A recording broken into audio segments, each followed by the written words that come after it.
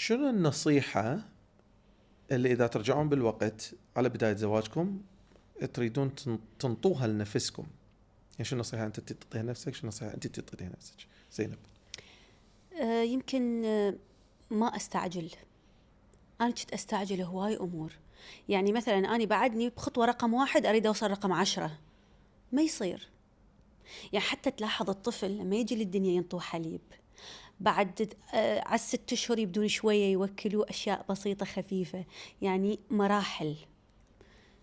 أنا كنت أستعجل وأغلط بالاستعجال، ولما أغلط بالاستعجال يصير لي مشاكل كلش هواية. لما تصير لي مشاكل كلش هواية ما أعرف أحلها، لأن خبرتي محدودة، وأتصرف حسب الظروف المحيطة بي وحسب تفكيري بذيك المرحلة العمرية.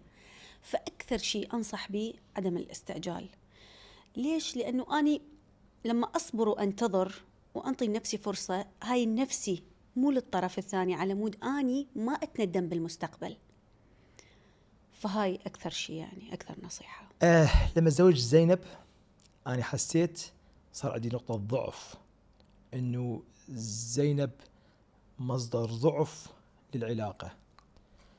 ولو أقدر أقول لنفسي، أدز رسالة لنفسي: أصبر، بعد 10 سنين هاي المرأة راح تكون مصدر قوة لك.